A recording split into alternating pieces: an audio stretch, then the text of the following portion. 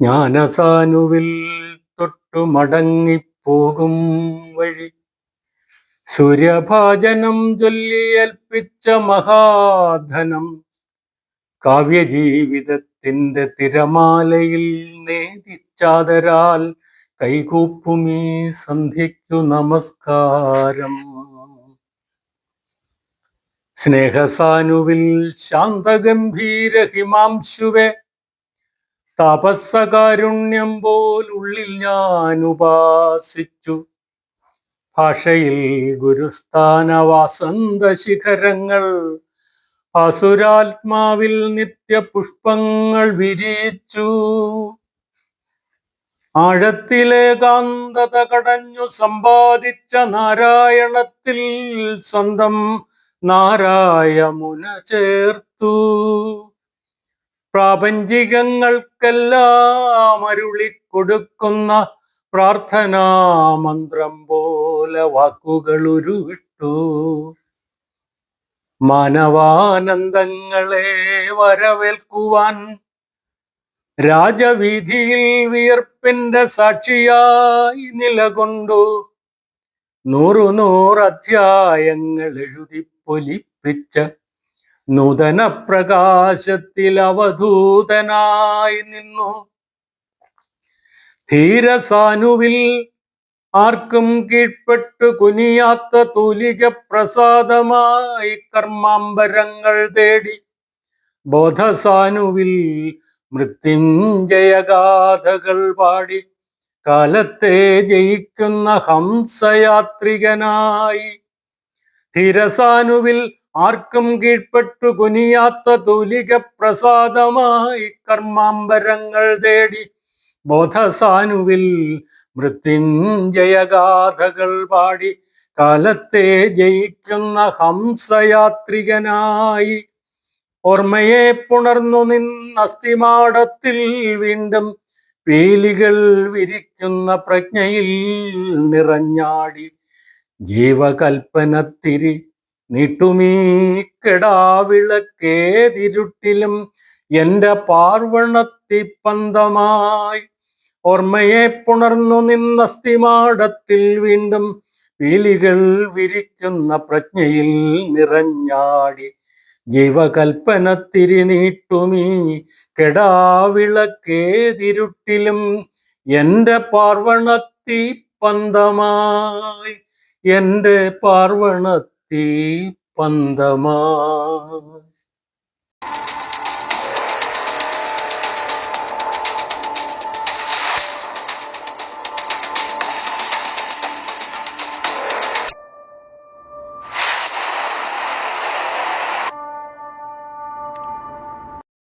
മംഗലത്ത് കേശവൻ സാനു എന്ന MK Sanu 1928 October 27 Alappuzha തുമ്പോളിയിൽ Shri MC കേശവൻ്റെയും ശ്രീമതി KP ഭവാനിയുടെയും മകനായി ജനിച്ച മലയാള സാഹിത്യ കുലപതി, സാഹിത്യ വിമർശകൻ, അധ്യാപകൻ, മികച്ച വാഗ്മി, കഴിവുറ്റ ചിന്തകൻ, എഴുത്തുകാരൻ എന്നീ നിലകളിൽ തിളങ്ങിയ മലയാളത്തിൻ്റെ പ്രിയ സാഹിത്യകാരൻ.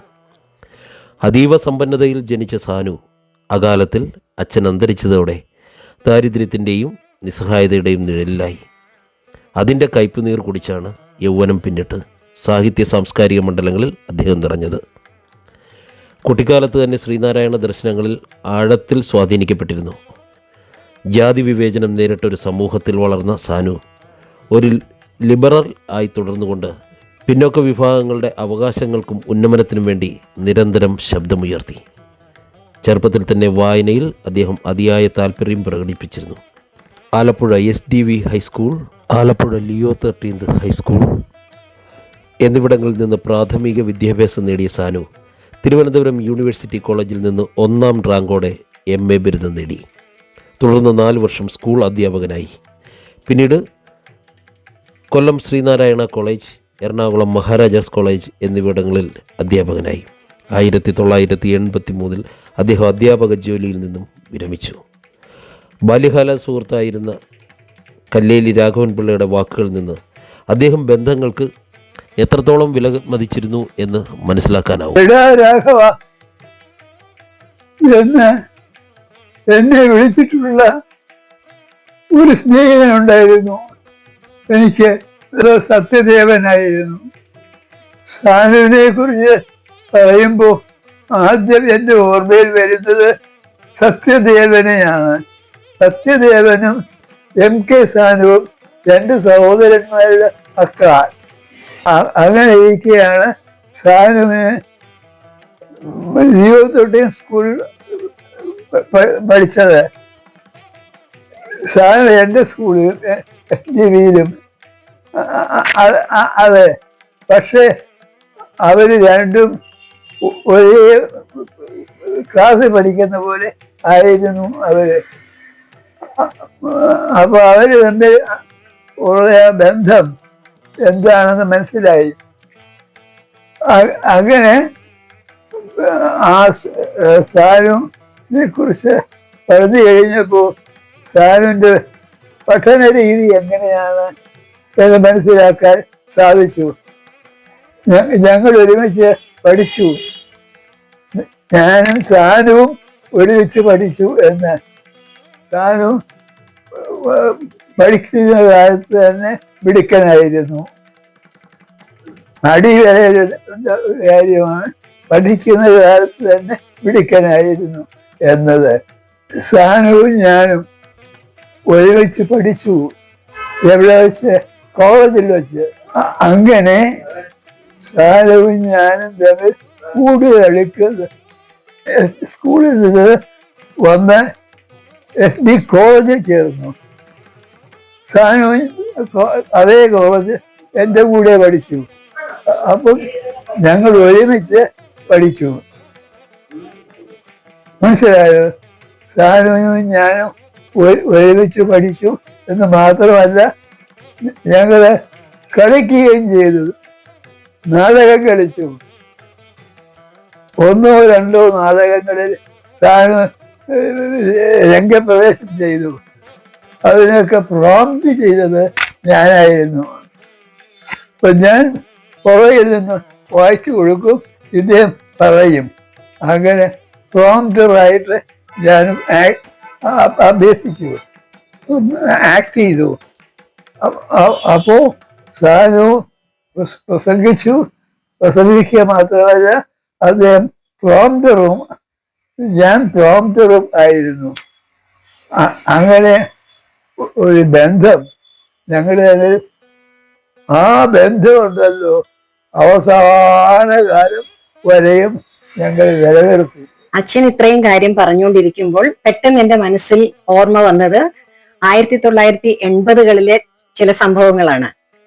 ഞാൻ BSc കെമിസ്ട്രി സെയിന്റ് ജോസഫ് കോളേജിൽ നിന്ന് പഠിച്ചു പാസ്സായതിനു ശേഷം കൊച്ചിൻ യൂണിവേഴ്സിറ്റിയിൽ MA ഹിന്ദി ഡിപ്പാർട്ട്മെന്റിൽ പ്രവേശനം നേടി. അവിടെ അച്ഛൻ എന്നെ കൊണ്ടുപോയി. അവിടെ പെട്ടെന്ന് ഞങ്ങൾ കണ്ടത് വേറൊരു അച്ഛനും മകളും കൂടി അവിടെ നിൽക്കുന്നതാണ്. പെട്ടെന്ന് നോക്കിയപ്പോൾ അച്ഛൻ പറഞ്ഞു, ഇത് ആരാ? സാനു. അപ്പൊ സാനു മാഷി ചോദിച്ചു, ആഹാ രാഘവൻ പിള്ളയോ? അങ്ങനെ ചോദിച്ചു നിൽക്കുമ്പോൾ ഞാനും സാനു മാഷ മകൾ ഗീതയും ഞങ്ങൾ അങ്ങനെ ആദ്യമായി പരസ്പരം തമ്മിൽ കണ്ടു. അങ്ങനെ അന്ന് മുതൽ ഞങ്ങൾ അച്ഛന്മാർ തമ്മിൽ ഉണ്ടായിരുന്ന ആ സൗഹൃദം വീണ്ടും കൂട്ടിയുറപ്പിക്കുന്നത് പോലെ ഉള്ള ഒരു സുദൃഢമായിട്ടുള്ളൊരു ബന്ധമായിട്ട് അത് വളർന്നു വന്നു. സാനുമാഷ് സത്യം പറഞ്ഞാൽ എനിക്ക് എൻ്റെ സ്വന്തം അച്ഛനെ പോലെ തന്നെയാണ്. ഞാൻ സെയിന്റ് ജോസഫ് കോളേജിൽ അധ്യാപികയായിരിക്കുന്ന സമയത്ത് ഞങ്ങൾ ഒരിക്കൽ ഞങ്ങളുടെ യൂണിയന്റെ ഇനോഗ്രേഷന് വേണ്ടി സാനുമാഷെ വിളിച്ചു. സാനുമാഷ് അതിഥിയായിട്ട് വന്ന് ഗസ്റ്റ് റൂമിൽ ഇരുന്നതും സാനുമാഷ് ആദ്യം അന്വേഷിച്ചത് ഇതാണ്, എന്റെ സുഹൃത്തിന്റെ മകൾ, എന്റെ മകൾ തന്നെ ഇവിടെ ഉണ്ടല്ലോ, ആ ചിത്രയെ ഒന്ന് വിളിപ്പിക്കാമോ എന്ന് ചോദിച്ചു. അപ്പോഴേക്കും എനിക്കത് വലിയൊരു അഭിമാനകരമായിട്ടൊരു മുഹൂർത്തമായിരുന്നു. ആ സമയത്ത് ഞാൻ ഓടി താഴേക്ക് ചെന്നു, മാഷിന്റെ അനുഗ്രഹം മേടിച്ചു. ഞങ്ങൾ പിന്നെ ഗീതയുടെ അച്ഛനായതുകൊണ്ട് ഗീതയുടെ അച്ഛൻ എന്ന് തന്നെയാണ് പറയുന്നത്. ഗീതയെ വീട്ടിൽ രാജി എന്നാണ് വിളിക്കുന്നത്, അതുകൊണ്ട് ഞാനും രാജി എന്ന് തന്നെയാണ് വിളിക്കുന്നത്. ഞങ്ങൾ അങ്ങനെ കൊച്ചി യൂണിവേഴ്സിറ്റി പഠിച്ചുകൊണ്ടിരിക്കുമ്പോൾ ഇടയ്ക്കിടയ്ക്ക് ആ വീട്ടിൽ പോവുകയും ഒരിക്കൽ ഞങ്ങൾ ഡൽഹി ടൂർ കഴിഞ്ഞ് തിരിച്ചു വന്ന ആ ദിവസം രാത്രി അച്ഛന്റെ സുഹൃത്തായതുകൊണ്ട് തന്നെ ധൈര്യമായിട്ട് അച്ഛന്റെ അമ്മയുടെയും അനുവാദമില്ലാതെ തന്നെ അന്നത്തെ ദിവസം രാത്രി ഞാൻ അവിടെ താമസിക്കുകയും അവിടെ നിന്ന് ഊണും കഴിച്ച് രാത്രി ഭക്ഷണവും അത്താഴവും കഴിച്ച് പിറ്റേ ദിവസം അവിടെ നിന്ന് തിരിച്ചു വരികയും ചെയ്തു. കാര്യം അച്ഛന് നല്ല ഉറപ്പായിരുന്നു ഞാൻ അവിടെ വളരെ സുരക്ഷിതയാണെന്നുള്ള കാര്യം. അത്രത്തോളം ബന്ധമായിരുന്നു ഞങ്ങൾ ഈ രണ്ടുപേരും തമ്മിൽ, അത് കാരണം എന്തെന്ന് വെച്ചാൽ ഞങ്ങളുടെ അച്ഛന്മാർ തമ്മിലുള്ള ബന്ധമാണ്, രണ്ട് ആലപ്പുഴക്കാർ തമ്മിലുള്ള ബന്ധമാണ്. ഇന്നും ഞങ്ങൾ തമ്മിലുള്ള ആ ബന്ധം തുടർന്നുകൊണ്ടിരിക്കുന്നു.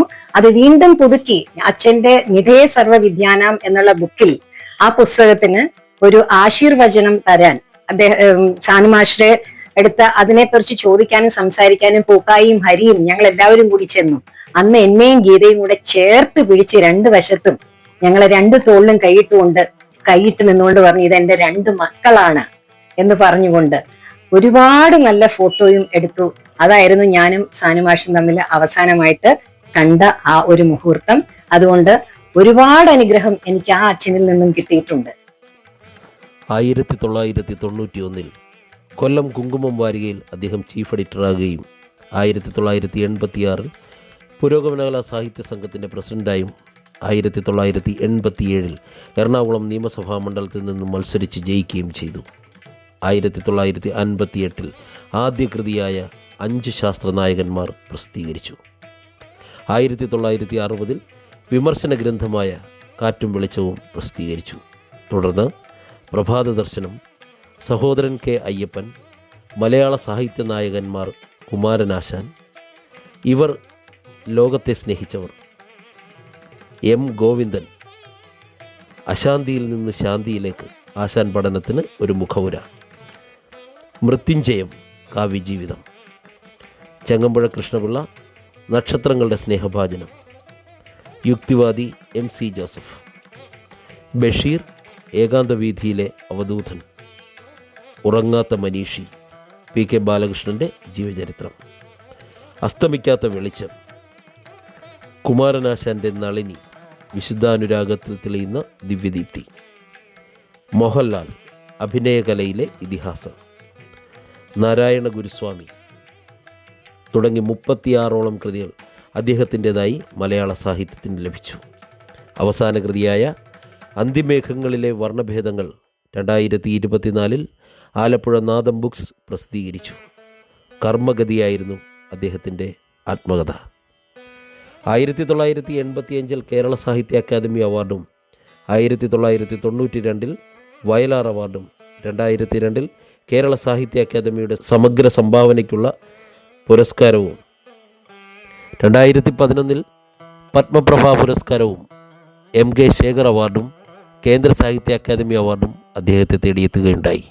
2010 ബാലസാഹിത്യ ഇൻസ്റ്റിറ്റ്യൂട്ടിൻ്റെ പുരസ്കാരവും 2013 എഴുത്തച്ഛൻ പുരസ്കാരവും അദ്ദേഹത്തിന് ലഭിച്ചു. International body for human rights സ്ഥിരാംഗം, എറണാകുളം മുളന്തുരുത്തിയിലെ മാനസിക വൈകല്യമുള്ളവർക്കായിട്ടുള്ള മിത്രം വിദ്യാലയത്തിൻ്റെ സ്ഥാപകാംഗം തുടങ്ങിയ നിരവധി മേഖലകളിൽ പ്രവർത്തിച്ച അദ്ദേഹം 2019 വയലാർ രാമവർമ്മ സാഹിത്യ പുരസ്കാര സെക്ഷൻ കമ്മിറ്റിയിൽ നിന്നും രാജിവെച്ചു. ഇക്കാലയളവിൽ വലിയൊരു ശിഷ്യസമ്പത്തിനുടമയായിരുന്നു അദ്ദേഹം. ഇത്രയേറെ തിരക്കുകൾക്കിടയിലും തൻ്റെ കുടുംബത്തെ അളവറ്റു സ്നേഹിച്ചു. മലയാള സാഹിത്യവേദിയുടെ ഒരു കാലഘട്ടത്തിൻ്റെ ശബ്ദമായി മാറിയ ശ്രീ MK സാനു സ്വന്തം വീട്ടിലെത്തുന്ന അതിഥികളോട് പോലും കാണിച്ചിരുന്ന സ്നേഹം എത്രത്തോളം വലുതായിരുന്നു എന്ന് അദ്ദേഹത്തിൻ്റെ ശിഷ്യരുടെ വാക്കുകളിൽ നിന്ന് നമുക്ക് മനസ്സിലാകും. എപ്പോൾ മാഷെ കാണാൻ വന്നാലും മാഷി വാതിൽ തുറന്നു കഴിഞ്ഞിട്ട് മാഷ് നമ്മളോട് ഇരിക്കൂ എന്ന് പറയും. മാഷി ഇരിക്കില്ല, മാഷ് നിൽക്കുകയായിരിക്കും. അപ്പം ഞങ്ങൾ പറയും മാഷി ഇരിക്കും. അപ്പോൾ മാഷോട് ഇല്ല ഇരിക്കൂ ഞാൻ നിന്നോളാം. അപ്പം നമ്മൾ നിർബന്ധിച്ചിട്ടാണ് മാഷി കസേരമ ഇരിക്കുക. മാഷ് നിൽക്കുമ്പോൾ നമുക്ക് ഇരിക്കാൻ പറ്റാത്തത് കൊണ്ട് നമ്മളും ഇരിക്കില്ല. അങ്ങനെ ആദ്യത്തെ സംഭാഷണത്തിൻ്റെ ഒരു 5-6 മിനിറ്റ് ഇങ്ങനെ പോകും. അത് കഴിഞ്ഞ് നമ്മളെ നിർബന്ധിച്ച് ഞങ്ങൾ ഇരിക്കണമെന്നെ മാഷും കൂടി ഇരിക്കണം എന്ന് പറയുമ്പോഴാണ് മാഷി കസേരയിൽ ഇരിക്കുക. അതാണ് ഈ കസേരയിൽ ഞാൻ കണ്ടെത്തുന്നൊരു പ്രത്യേകത. മാഷ് ഒരു കാരണവശാലും അതിഥികൾ വരുമ്പോൾ മാഷ് എഴുന്നേറ്റ് നിൽക്കുകയില്ല. അതിഥികളെ ഇരുത്തി മാഷ് നിൽക്കുന്ന ഒരു സംവിധാനം അത് ഞങ്ങൾക്കൊരു ബുദ്ധിമുട്ടാണ്. മാഷ് നിൽക്കുകയും ഞങ്ങൾ ഇരിക്കുകയും ചെയ്യുന്നു എന്നുള്ളത് കൊണ്ട് ഞങ്ങളത് മാറ്റും. അങ്ങനെയാണ് ഈ കസേര നമ്മൾ ശ്രദ്ധിക്കുന്നത്. അപ്പം മാഷ് അവിടെ ഇരിക്കും. അതാണ് ആ കസേരയിൽ എൻ്റെ ഒരു അനുഭവം. ഓർമ്മകളാണ് മനസ്സിലുള്ളത്. എല്ലാ കാലവും അച്ഛൻ്റെ ഓർമ്മകൾ സൗരഭ്യവും അതിലേറെ ഞങ്ങൾക്കെല്ലാം ആനന്ദവും നൽകുന്നതാണ്. തീർച്ചയായും അദ്ദേഹം ഇപ്പോഴും ഞങ്ങളുടെ ഒപ്പമെല്ലാം ഉണ്ട്. എന്നുള്ളൊരു വിശ്വാസത്തിലാണ് ഞങ്ങളെല്ലാം മുന്നോട്ട് പോയിക്കൊണ്ടിരിക്കുന്നത്. അതുപോലെയാണ് ഞങ്ങളെ കാണുന്നവരും ഇവിടെ ഇപ്പോൾ വന്നിട്ടുള്ളവരും എല്ലാവരും പറഞ്ഞിരിക്കുന്നത് അത് തന്നെയാണ്. അച്ഛൻ ഇവിടെ തന്നെ ഉണ്ട്. അച്ഛൻ പോയെന്ന് ഇന്ന് വരെ നിങ്ങൾ ചിന്തിച്ചിട്ടില്ല. എല്ലാ ദിവസവും രാത്രി കിടക്കുമ്പോഴും രാവിലെ ഉണർന്ന് ജയിക്കുമ്പോഴും മനസ്സിൽ അച്ഛനും അമ്മയും തന്നെയാണ്. അതെന്നും അങ്ങനെ തന്നെ ആയിരിക്കും. എന്തുകൊണ്ടാണെന്ന് അറിയില്ല, മനസ്സിൽ നിന്ന് ഒരിക്കലും അത് മറയുന്നില്ല. അവസാനം കണ്ട അച്ഛൻ ഞങ്ങളോട് ചോദിക്കുന്നതും ഞങ്ങൾ ഉത്തരം കൊടുക്കുന്നതും, അവസാനം അച്ഛനൊരു ആഗ്രഹം ഉണ്ടായിരുന്നു വീട്ടിലേക്ക് വരണമെന്ന്. അത് ഞങ്ങൾക്ക് നടത്തി കൊടുക്കാൻ സാധിച്ചില്ല. ഞാൻ കണ്ടിട്ടുള്ളതിൽ വെച്ച് ഏറ്റവും വലിയൊരു മനുഷ്യൻ, ഏറ്റവും ചെറിയ മനുഷ്യൻ എൻ്റെ അച്ഛൻ തന്നെയാണ്. ഞങ്ങൾ ഒരുപാട് മൂല്യങ്ങളും എല്ലാമാണ് ഈ വീട്ടിൽ നിന്ന് കിട്ടിയിരിക്കുന്നത്.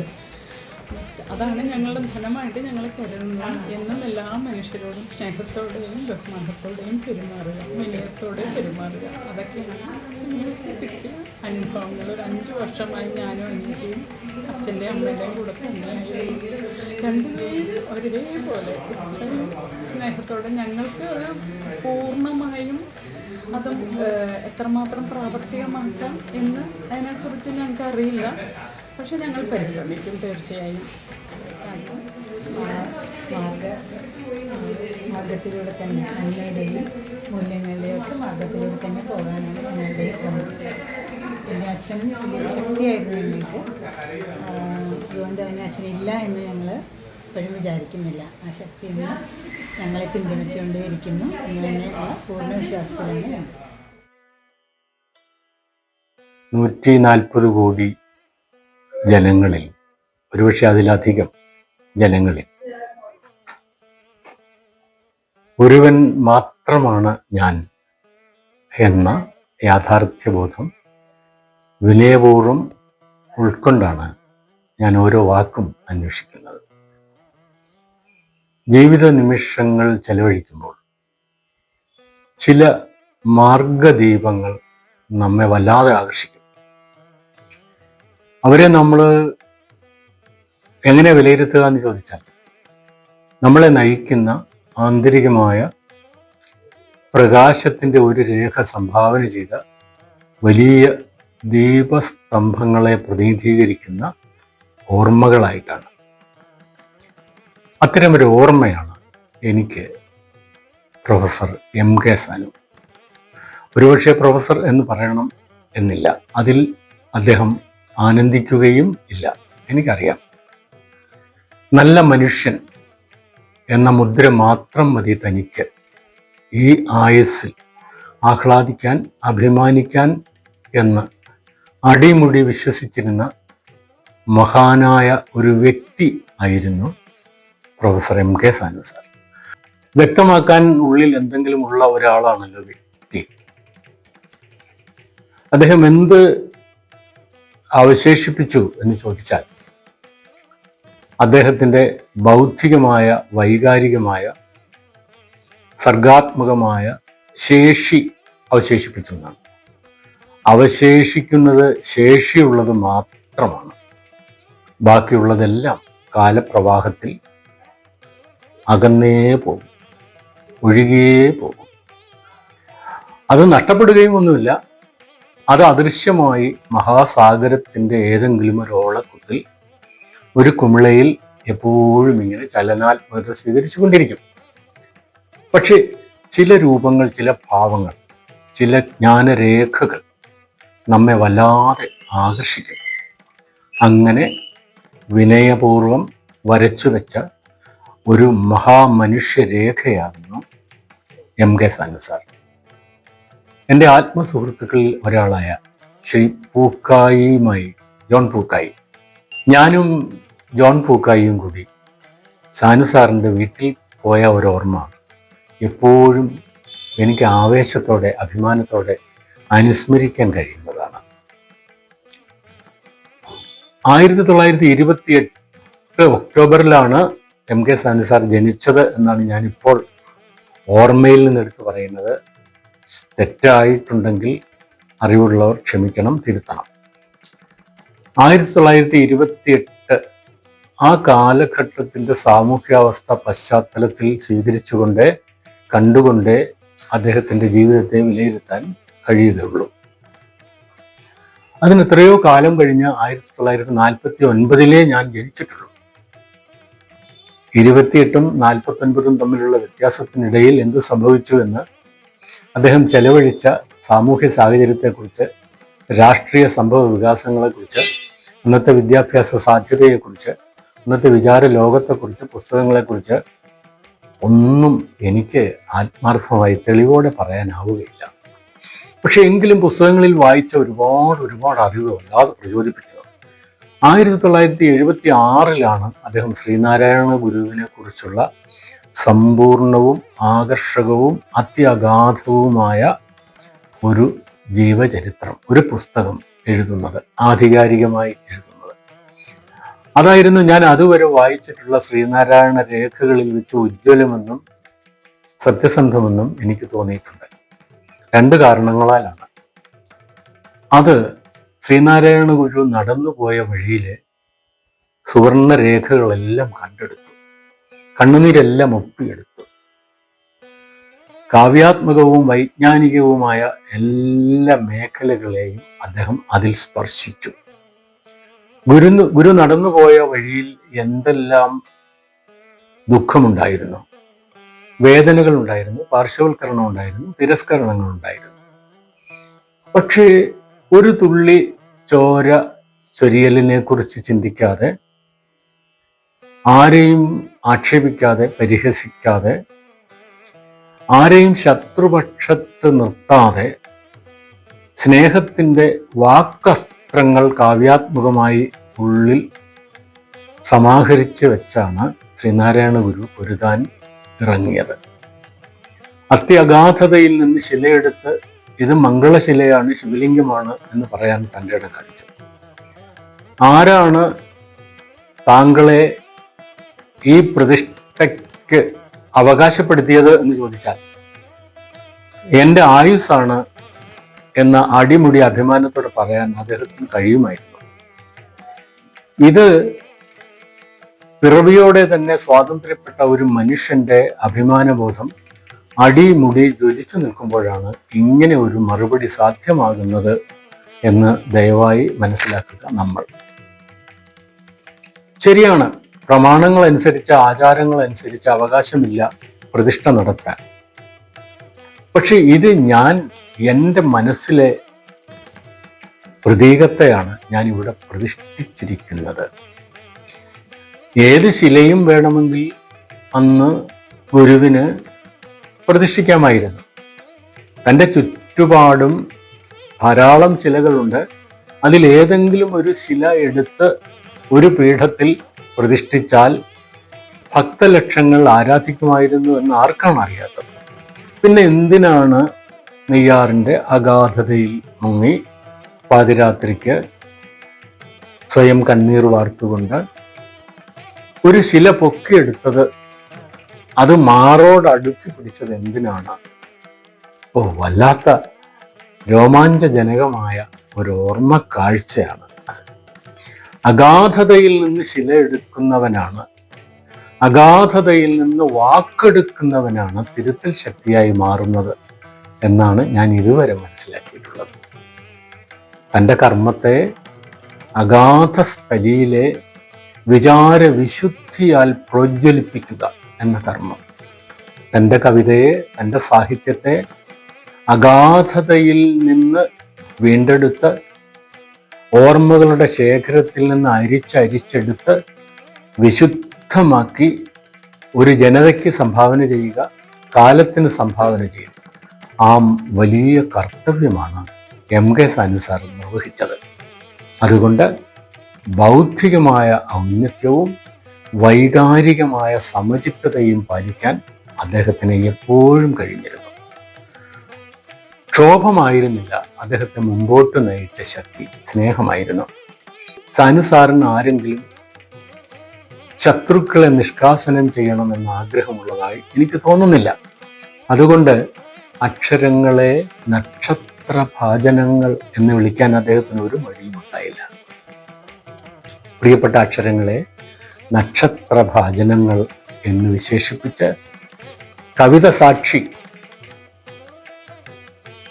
ഏത് കാലത്ത് ജീവിച്ചിരുന്ന കവിയും സാക്ഷി, അവരുടെ രചനയും സൃഷ്ടിയും ചിന്തയും ആയുസ്സും സ്വപ്നങ്ങളും സാക്ഷി അദ്ദേഹം തലമുറയ്ക്ക് തരികയായിരുന്നു ഉദാരമായ ലാളിത്യത്തോടെ.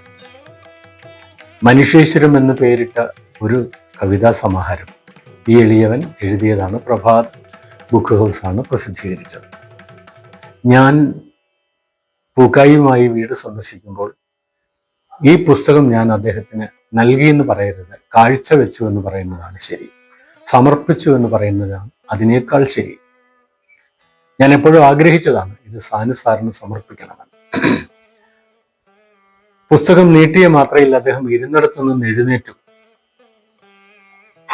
എന്തിനാണ് അദ്ദേഹം എഴുന്നേറ്റത്? ഞാൻ എത്രയോ എളിയവൻ. ഒരു പുസ്തകം സ്വീകരിക്കുമ്പോൾ ഏതോ ഒരാദരം അദ്ദേഹം എനിക്ക് കൂടി പകർന്നു തന്നു പാഠമായിട്ട്.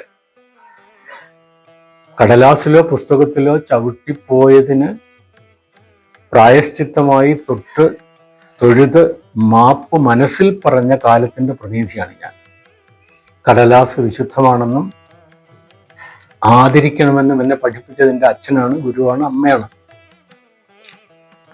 ആ കടലാസ് ചേർത്ത് അക്ഷരങ്ങളാൽ സമ്പന്നമാക്കി കുത്തിക്കെട്ടിയതാണ് ഒരു പുസ്തകം.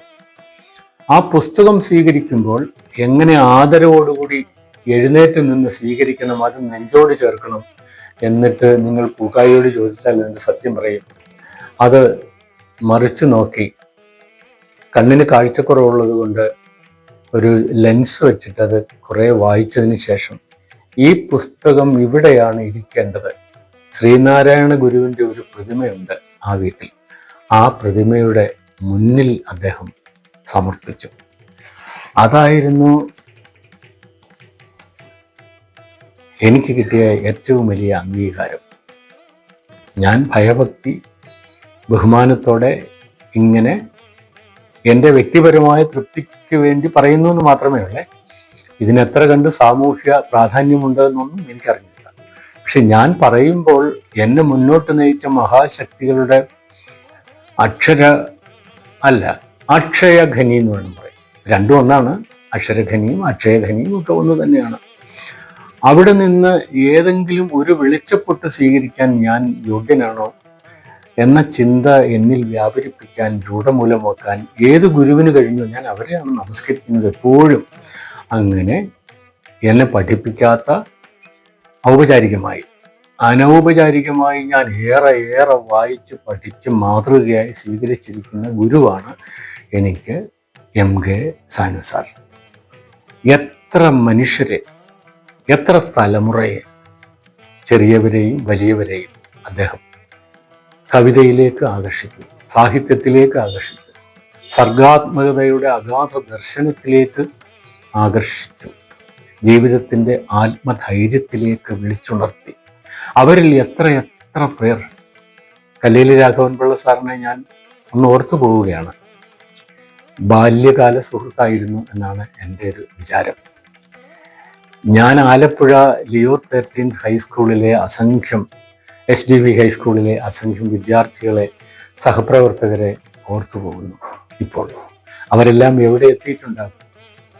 എന്തൊരു ശിഷ്യസമ്പത്തായിരുന്നു. ബഹുമാനപ്പെട്ട ജഡ്ജ് ദേവൻ രാമചന്ദ്രൻ സാർ അടക്കമുള്ള എത്രയെങ്കിലും ശിഷ്യർ അദ്ദേഹത്തിനുണ്ട്. ഞാൻ അവരുടെ പേരെടുത്ത് മാത്രം പറഞ്ഞത് പെട്ടെന്ന് മനസ്സിലൊരു മിന്നൽ പൊട്ടുപോലെ വന്നു ചേർന്നത് കൊണ്ടാണ്. അവരൊക്കെ അദ്ദേഹത്തെ കുറിച്ച് പറയുമ്പോൾ ഒരു നാവല്ലല്ലോ അവർക്ക്, നാവുകളുടെ വസന്തം എന്ന് പറയാവുന്ന തരത്തിൽ അവർ വികാരഭരിതരാകുന്നത് ഞാൻ പലപ്പോഴും ശ്രദ്ധിച്ചിട്ടുണ്ട്. നമസ്കാരം. എല്ലാവരും ഉണ്ടോ? അവിടെ വെച്ച് കണ്ടതല്ലേ? ഹോസ്പിറ്റലിൽ വെച്ച് കണ്ടത്. മാഷ് ഇവിടെ തന്നെ ഉണ്ട്. ഒരു വിധത്തിൽ മാഷ് ആ പ്രസൻസ് ഫീൽ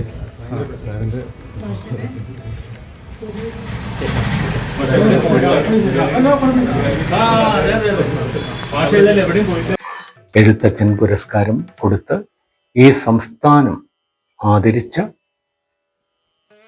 ആസ്ഥാന പ്രാധാന്യമുള്ള ചിന്തകൻ, എഴുത്തുകാരൻ എന്ന നിലയിലെല്ലാം പ്രാഗൽഭ്യം തെളിയിച്ച, എത്രയധികം പുസ്തകങ്ങളുടെ ഉടമസ്ഥനായ, രചയിതാവായ, നിരൂപണത്തിലൂടെ ഏതെല്ലാം ശാഖകളിലാണ് കൈവച്ചത്. നിരൂപണ സാഹിത്യം എന്ന് പറയുന്ന സമ്പന്നമായ ഒരു സാഹിത്യ ശാഖ, നിങ്ങളത് കടൽ പോലെ വിശാലമായി കിടക്കുകയാണ്. എത്ര കവികളുടെ സൃഷ്ടിയാണ് അദ്ദേഹം നിർവചിച്ച് നമ്മുടെ മുമ്പിൽ സംഭാവന ചെയ്തത്. അതിലൂടെ കടന്നു പോകുമ്പോഴാണ് ആ കവിയുടെ ഹൃദയം നാം കൂടുതൽ വെളിച്ചത്തിൽ കാണുക.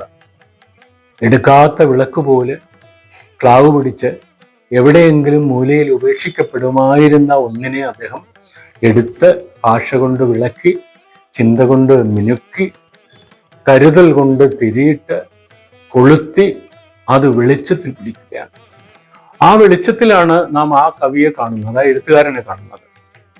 ആ എഴുത്തുകാരൻ അതേ വെളിച്ചത്തിലാണ് ലോകത്തെ കാണുന്നത്. രണ്ട് പ്രക്രിയയാണ് ഒരേ സമയം നടക്കുന്നത്. സാനുസാർ കൊളുത്തിയ വെളിച്ചത്തിൽ ലോകത്തെ അദ്ദേഹം കണ്ടു. അതേ വെളിച്ചത്തിൽ ഞാൻ സാനുസാറിൻ്റെ മുഖവും കാണുകയാണ് ഇപ്പോൾ. ആ വീട്ടിൽ പോകാനും ആ സ്മരണകൾ ഇപ്പോൾ ഇങ്ങനെ അയവിറക്കാനും എൻ്റെ ആയുസ്സിൽ ഒരു സന്ദർഭം എനിക്കും കിട്ടിയല്ലോ. അംഗീകാരം മറ്റൊരാൾക്ക് നൽകാൻ യാതൊരു മടിയുമില്ലാത്ത വിധം സമസ്ത ജാലകങ്ങളും വാതിലുകളും തുറന്നിട്ട് സൗഹൃദത്തിൻ്റെ വിശാല ലോകം നിനക്ക് വേണം എന്ന മാതൃകയും എനിക്ക് തന്നു അദ്ദേഹം. മറ്റൊരാളെ അംഗീകരിക്കാൻ ഒരു നല്ല വാക്ക് പറയാൻ എന്തിനാണ് മടിക്കുന്നത്? അത്യാവശ്യം ചെറുപ്പത്തിലെ വായനാശീലം ഉണ്ടായിരുന്നത് കൊണ്ട് സാഹിത്യത്തിൻ്റെ വ്യത്യസ്ത ശാഖകളിൽ കടന്നു പറ്റെല്ലാം വായിച്ചറിഞ്ഞത് അടുക്കോടും ചിട്ടയോടും കൂടിയൊക്കെ അവതരിപ്പിക്കാനുള്ള ഒരു താല്പര്യം എനിക്കെന്നും ഉണ്ടായിരുന്നു. വിജയിച്ചോ എന്നറിയില്ല. കവിതയോ ഗാനമോ രചിക്കുമ്പോൾ വാക്കുകളോട് സാനുസാർ പുലർത്തിയ ഒരു ആത്മാർത്ഥത എത്ര വലുതായിരുന്നു എന്ന് എനിക്കറിയാം. അത് ഞാനും പുലർത്താൻ ബാധ്യസ്ഥനാണ്. എനിക്കത് മാതൃകയായിരുന്നു. അങ്ങനെ എനിക്ക് എഴുത്തിൽ മാതൃക ഉണ്ടോ എന്ന് ചോദിച്ചാൽ ഉണ്ട്, ചില മാതൃകകളുണ്ട്. ആ മാതൃകകളിൽ ഒന്നാണ് MK സാനുസാർ. ഓർമ്മകൾ കൊണ്ട് ആ പാദത്തിൽ നമസ്കരിച്ചാണ് ഞാൻ ഈ വാക്കുകൾ ഉച്ചരിക്കുന്നത്. ആത്മാവിൽ വിശ്വസിക്കുന്നവരുണ്ടാവാം, ഇല്ലായിരിക്കാം, വേറൊരു വിഷയമാണ്. നമ്മുടെ ചർച്ചാ വിഷയവും അതല്ല. പക്ഷേ ആത്മാവ് കൊണ്ട് അദ്ദേഹം ഇത് അറിയുന്നുണ്ട്. ആത്മാവ് കൊണ്ട് ഞാൻ അദ്ദേഹത്തെ സജീവമായി സ്മരിച്ചു കൊണ്ടിരിക്കുന്നുണ്ട്, ഉറപ്പാണ്. അല്ലെങ്കിൽ എൻ്റെ സുഹൃത്തുക്കൾ ആലപ്പുഴയിൽ നിന്ന് ഇത്ര ദൂരം യാത്ര ചെയ്ത് എൻ്റെ വീട്ടിൽ ഈ പുലരിയിൽ വരികയില്ലല്ലോ സാനുസാറിനെ കുറിച്ച് 4 വാക്ക് പറയിക്കാൻ. ഈ നിമിഷത്തെ നിയോഗം എന്ന് വിളിക്കാനാണ് എനിക്കിഷ്ടം. മൺമറഞ്ഞു പോയ ഒരാളെക്കുറിച്ച് നാം എന്തിനാണ് കവിത എഴുതുന്നത്? ഞാനിത് ഹംസയാത്രികനെന്നും പാർവണ ദീപന്തമെന്നും ചില വാക്കുകൾ അറിയാതെ മനസ്സിൽ വന്നതാണ്. കാക്കയും ഹംസവും തമ്മിലുള്ള അരയന്നവും തമ്മിലുള്ള ഒരു പന്തയം കെട്ടിയ യാത്രയെക്കുറിച്ച് ഓർമ്മയുണ്ടാവും. അഹങ്കാര ഗർവോടുകൂടി കാക്ക ഹംസത്തെ വെല്ലുവിളിച്ചു, നിന്റെ ഈ പതുക്കെയുള്ള ചിറകടിയും യാത്രയും ഈ സമുദ്രം കടക്കാൻ പര്യാപ്തമല്ല. ഞാനാകട്ടെ ചിറകടിച്ച് വളരെ വേഗത്തിൽ ഉയരത്തിൽ പറക്കും, നീയോ വളരെ പതിഞ്ഞ ചിറക് വീശലോടുകൂടി സാവധാനമാണ് പറക്കുന്നത്. നിന്നെ ജയിക്കാൻ എനിക്ക് കഴിയും. ഹംസം ഉള്ളിൽ മന്ദഹസിച്ചതേ ഉള്ളൂ. അവർ തുടങ്ങുകയാണ് യാത്ര. പക്ഷെ പതുക്കെയുള്ള ചിറകടിയും യാത്രയും കുറച്ച് ദൂരം ചെന്നപ്പോഴത്തേക്കും കാക്കയുടെ ചിറകുകൾ ക്ഷീണിക്കുന്നതും തളരുന്നതും തിരയിൽ വീണടിയുന്നതും നാം പിന്നെ ദർശിക്കുകയാണ്. അപ്പോഴും ആരോടും പകയില്ലാതെ, പന്തയത്തിൻ്റെ വാശിയില്ലാതെ, വൈരാഗ്യമില്ലാതെ, മാത്സര്യമില്ലാതെ, യാതൊരു ക്രൂരതയും ഇല്ലാതെ പതുക്കെ അരയന്നം സഞ്ചരിച്ചുകൊണ്ടേയിരുന്നു. ഒരുപക്ഷെ അങ്ങനെ ആരോടും മത്സരിക്കാത്തൊരു യാത്രയായിരുന്നില്ലേ സാനു സാറിൻ്റേത് എന്നെനിക്ക് തോന്നിയത് കൊണ്ടാണ് അങ്ങനെ ഞാൻ എഴുതിയത്. ഹംസയാത്രികൻ എന്ന് എഴുതിയത്. പാർവണത്തീ പന്തം. ഭൂമിയിലെല്ലായിടത്തും നിലാവ് പരക്കുമ്പോൾ അത് അസാധാരണ സുഖമുള്ള ഒരു വെളിച്ചമാണ്. എന്തൊരു സുഖമാണ്!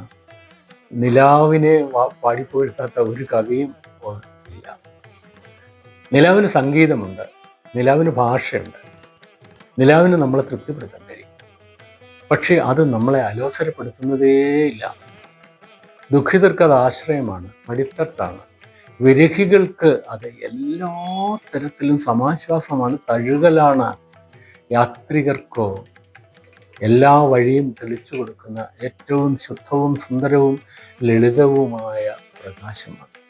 അതുകൊണ്ട് പാർവണത്തീപ്പന്തം എന്ന് പ്രയോഗിക്കുന്നത് സാനു സാറിൻ്റെ വ്യക്തിത്വത്തെ വിശേഷിപ്പിക്കാൻ നല്ലതായിരിക്കും എന്നെനിക്ക് തോന്നിയത് കൊണ്ട്, ആരെയും പൊള്ളിക്കാതെ, ആരെയും നോവിക്കാതെ, മുറിവേൽപ്പിക്കാതെ, ചോര ചൊരിയാതെ, ഒരു ശ്രീനാരായണ ഗുരു സംസ്കാരത്തെ മുറുകെ പിടിച്ചിരിക്കുന്ന അക്ഷരപ്രയോഗമായിരുന്നല്ലോ സാനു സാർ സ്വന്തം സാഹിത്യരചനയ്ക്ക് വേണ്ടി ഉപയോഗിച്ചത്.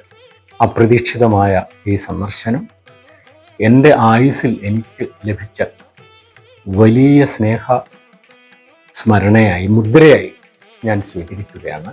എൻ്റെ പ്രിയ സ്നേഹിതർക്ക് കൂടി ഇന്ന് നന്ദി അറിയിക്കുന്നു. MK സാനു സാറിൻ്റെ പാദങ്ങളിൽ ഓർമ്മകളുണ്ട്. ഒരിക്കൽ കൂടി നമസ്കരിക്കുന്നു. നന്ദി.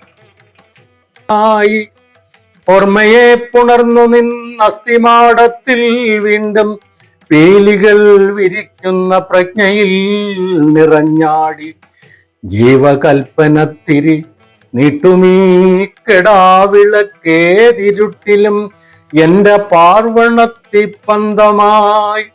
ഓർമ്മയെ പുണർന്നു നിന്നസ്ഥിമാടത്തിൽ വീണ്ടും പീലികൾ വിരിക്കുന്ന പ്രജ്ഞയിൽ നിറഞ്ഞാടി ജീവകൽപ്പനത്തിരി നീട്ടുമീ കെടാവിളക്കേതിരുട്ടിലും എൻ്റെ പാർവണത്തിപ്പന്തമായി, എൻ്റെ പാർവണത്തിപ്പന്തമായി.